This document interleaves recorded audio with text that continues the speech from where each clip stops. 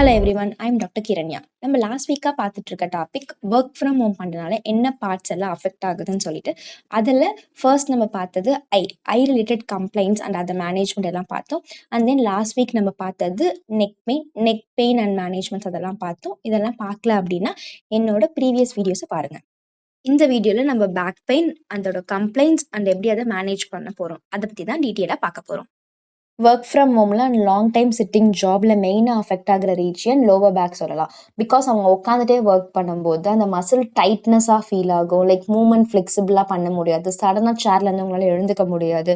Long டைமாக உட்காந்துட்டே இருக்கனால அந்த region full and full pain ஆகும். ஒரு ஃப்ளெக்சிபிள் மூவ்மெண்ட்ஸ் உங்களுக்கு கொடுக்க முடியாது. ஸோ இதெல்லாம் வந்து நம்ம லாங் டைம் சிட்டிங்ஸ்னால வரக்கூடிய சிம்டம்ஸாக இருக்கும். இதெல்லாம் ஃபர்ஸ்ட் ஸ்டேஜ் ஆஃப் சிம்டம்ஸ். இதெல்லாம் ஜஸ்ட் நம்ம எக்ஸசைஸ் பண்ணியே இதெல்லாம் சால்வ் பண்ண முடியும். ஏர்லி ஸ்டேஜ் ஆஃப் சிம்டம்ஸ் வரும்போது நம்ம வீட்லேயே என்னென்ன ஃபிசிக்கல் ஆக்டிவிட்டி பண்ணலாம்னா வாக்கிங் பண்ணலாம். அண்ட் தென் நீங்கள் ஒர்க் பிளேஸில் வந்து கண்டினியூஸாக உட்காந்து ஒர்க் பண்ணாமல் இன்பிட்வீனில் கேப்ஸ் பிரேக்ஸ் எடுத்துக்கலாம். அண்ட் தென் குஷன் வச்சு நீங்கள் உட்காந்துடலாம். அதே மாதிரி உங்களோட ஃபுட் வந்து லைக் ஃப்ளோரில் டச் ஆகுற மாதிரி இருந்தால் இன்னும் கம்ஃபர்டபுளாக இருக்கும். அண்ட் ஸ்ட்ரெயிட் பொசிஷனில் உட்காந்து நீங்கள் ஒர்க் பண்ணும்போது இன்னுமே பெட்டர் கம்ஃபர்டபுளாக இருக்கும். அண்ட் தென் மைல்டு எக்ஸசைசஸ் நீங்கள் பண்ணும்போது பேக் பெயின்கான எக்ஸசைசஸ் பண்ணும்போது பெயின் ரெடியூஸ் ஆகுறது நீங்களே ஃபீல் பண்ணலாம்.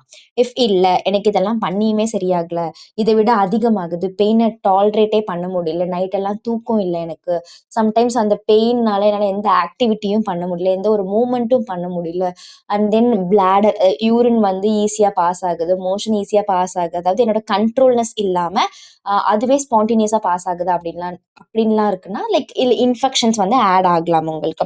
Sometimes low back pain with fever கண்டினியூஸாக ப்ரொலாங்டாக இருக்கும் உங்களுக்கு. ஸோ அந்த மாதிரி இருக்கும்போது கண்டிப்பாக நீங்கள் ஒரு டாக்டரை பார்க்கணும். ஹோமியோபதியில் இதுக்கு நிறைய மெடிசன்ஸ் இருக்குது.